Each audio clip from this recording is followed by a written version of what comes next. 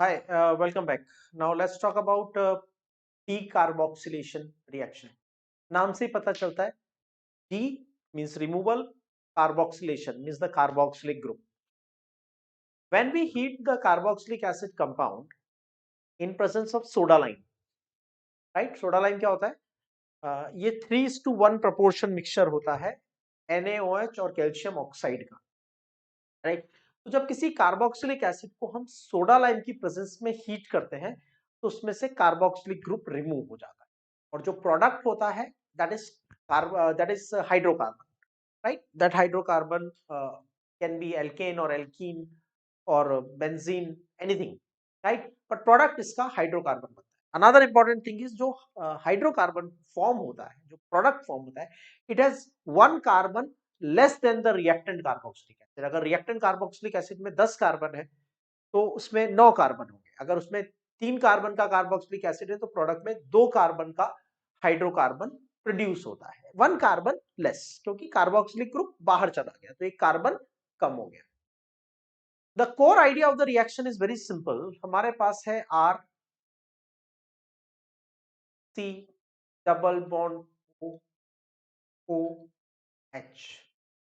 हमारे पास carboxylic acid है, कार्बोक्सिलिक एसिड है, और इस कार्बोक्सिलिक एसिड को हम हीट करते हैं। Okay, this carboxylic acid is being heated under what conditions? Under the presence of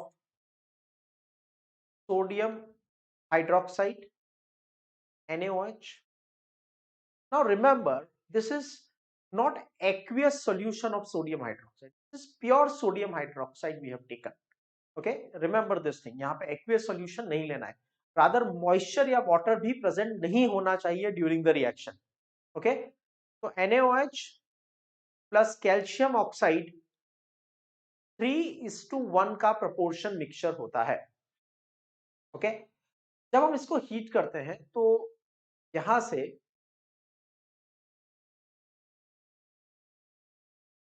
carboxylic group remove हो जाएगा। Carboxylic group will be removed in the form of sodium carbonate, Na2CO3। ठीक है, अब बचेगा क्या? R and H. तो final product हो जाता है R H, and that is hydrocarbon. Simple, समझ में आ गया? चलो और देख लेते हैं। What actually happens during the reaction is, जब आप लेते हैं carboxylic acid R C double bond O O H और मीडियम में प्रेजेंस है सोडियम हाइड्रोक्साइड, तो सबसे पहले तो ये दोनों आपस में रिएक्ट कर लेंगे, क्योंकि एक एसिड है दूसरा बेस है। तो acid will donate H plus, base will donate OH minus, तो that is minus H। Okay, और उसके बाद सॉल्ट बन जाएगा R C double bond O O Na, salt बन गया। ठीक है, अब ये जो sodium salt of carboxylic acid form होता है R C double bond O O Na, इसको हम सोडियम हाइड्रोक्साइड के साथ फर्दर हीट करते हैं। Remember, it's not aqueous solution, this is pure sodium hydroxide we have taken. तो जब हम सोडियम हाइड्रोक्साइड के साथ इसको हीट करते हैं तो ध्यान से देखो, बहुत सिंपल रिएक्शन है कि COONA एंड NaO,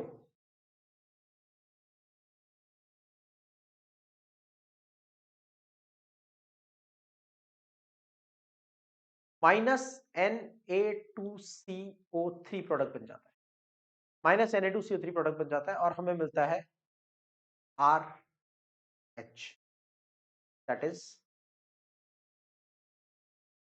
एल्केन। क्या प्रोडक्ट मिलता है? एल्केन हमें एज अ मेन प्रोडक्ट मिल जाता है, या जरूरी नहीं है कि एल्केन ही हो। अगर मैं आर को कंसीडर करता हूं कोई सेचुरेटेड हाइड्रोकार्बन, तो फिर ये एल्केन बनेगा। अगर यहाँ पे कोई आर के अंदर कोई डबल बॉन्ड है तो एल्कीन बनेगा, आर में कोई ट्रिपल बॉन्ड है तो एल्काइन बनेगा। Basically we get an hydrocarbon. For example अच्छा एक बात और समझो, यहाँ पे कैल्शियम ऑक्साइड का क्या रोल है? फर्स्ट स्टेप में सोडियम हाइड्रोक्साइड ने रिएक्ट किया, सेकंड स्टेप में भी सोडियम हाइड्रोक्साइड ने रिएक्ट किया, then what is the role of calcium oxide?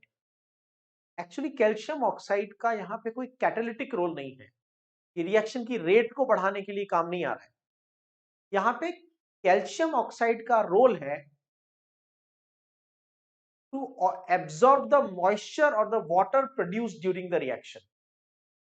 ये जो वाटर प्रोड्यूस हो रहा है ना, ध्यान से समझो, छोटी सी बात है, बहुत इंपॉर्टेंट है, लेकिन बहुत डिफिकल्ट नहीं है।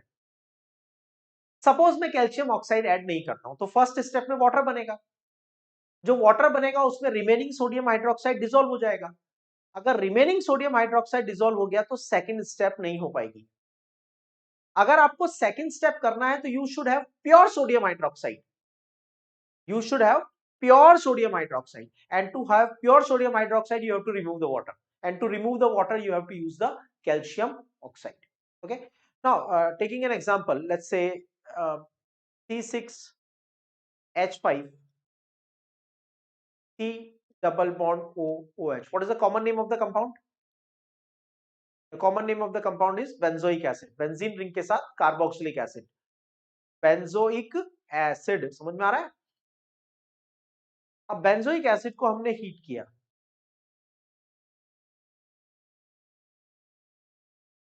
in the presence of soda lime, ठीक है? So this group will be removed. This group will be removed in the form of sodium carbonate minus Na2CO3. C6H5 plus H will become C6H6. तो reactant में total कितने carbon थे? 6 plus 1 7 carbon थे, और product में कितने carbon है? 6. So you have got the hydrocarbon having 1 carbon less than the reactant carboxylic acid. समझ में आ रहा है? कोई प्रॉब्लम है? बहुत सिंपल लॉजिक अप्लाई करना है, सिर्फ कार्बोक्सिलिक ग्रुप के COO को रिमूव कर दो, बाकी का बचा हुआ पार्ट है उसे आपस में अटैच कर दो। It is as simple as this, nothing so complicated. Okay, अब इसमें कुछ स्पेशल कंडीशंस हैं। देखो, number 1 special condition is for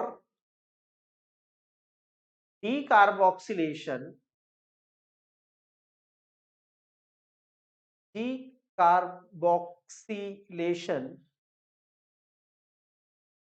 of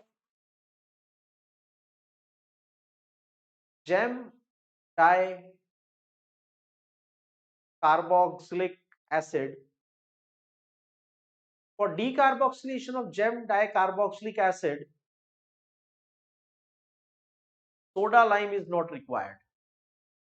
Soda lime not required.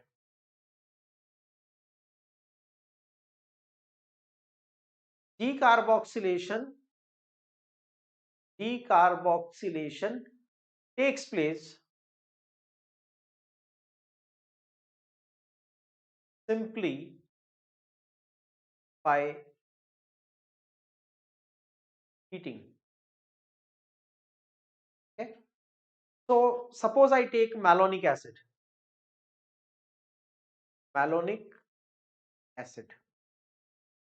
CH2 COOH bonds OOH, ये malonic acid, dicarboxylic acid series का second member malonic acid. We discussed about it in the nomenclature. अब मुझे इसका decarboxylation करना है, तो I don't need to put soda lime. I simply heat this. When I heat this, one of the carboxylic group will be removed, minus CO2, CH2 plus H, CH3, and remaining is COO. So we have got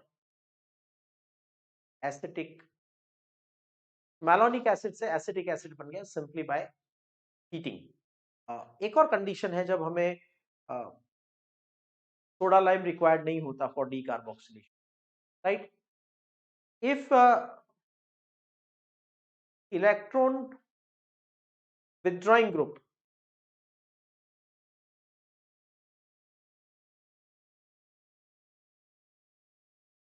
if electron withdrawing group like NO2 group or aldehyde group और ketone group, ऐसा कोई भी -I -M effect वाला बहुत strong electron withdrawing group attach होता है, is attached at alpha carbon, then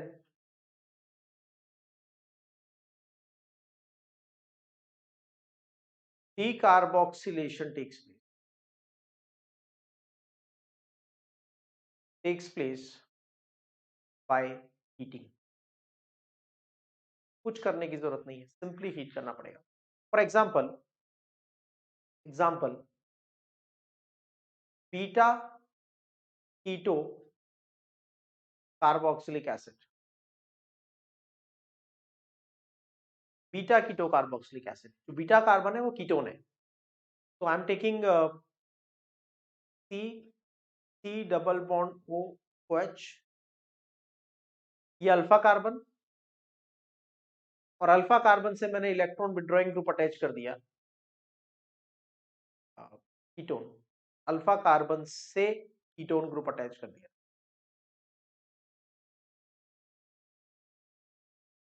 तो अगर ये अल्फा है तो ये पास वाला कार्बन क्या हो जाएगा, बीटा, इसलिए मैंने इसको नाम दिया बीटा कीटो कार्बोक्सिलिक एसिड. अब मैं इस बीटा कीटो कार्बोक्सिलिक एसिड को हीट करता हूं. I need not to add soda lime, अपने आप डीकार्बोक्सिलेशन हो जाए, ठीक है, -CO2,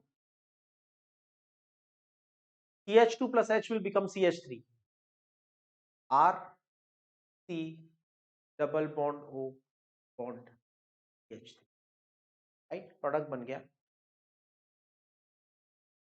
So this is the simple idea about the decarboxylation. Simple ध्यान से समझ लो. कार्बोक्सिलिक एसिड का डीकार्बोक्सिलेशन करने पे हाइड्रोकार्बन बनता है in presence of soda lime. This is hydrocarbon. जो हाइड्रोकार्बन फॉर्म होता है, it has one carbon less than the reactant. जैसे यहां रिएक्टेंट पे कार्बन है R+1, तो प्रोडक्ट में कार्बन है R. ओके, डीकार्बोक्सिलेशन के लिए, नॉर्मल कार्बोक्सिलिक एसिड के डीकार्बोक्सिलेशन के लिए हमें सोडा लाइम रिक्वायर्ड होता है. Okay, soda lime 3:1 proportion mixture होता है NaOH और कैल्शियम ऑक्साइड का. ओके, अगर वो जेम डाई कार्बोक्सिलिक एसिड है तो decarboxylation will take place simply by heating. एक कार्बोक्सिलिक ग्रुप बाहर चला जाएगा दो में से. जेम डाई कार्बोक्सिलिक एसिड का मतलब, जेम डाई कार्बोक्सिलिक एसिड का मतलब एक ही कार्बन से दो कार्बोक्सिलिक ग्रुप अटैच्ड है. ओके, और अगर कार्बोक्सिलिक एसिड के अल्फा कार्बन से कोई इलेक्ट्रॉन विड्रॉइंग ग्रुप अटैच है, अल्फा कार्बन से कोई इलेक्ट्रॉन विड्रॉइंग ग्रुप अटैच है, then it is very simple. उसमें इलेक्ट्रॉन विड्रॉइंग ग्रुप जो हमारे पास है, that particular electron withdrawing group, उसकी हेल्प से डीकार्बोक्सिलेशन हो जाता है simply by heating. Okay, so first copy this and after that copy this part.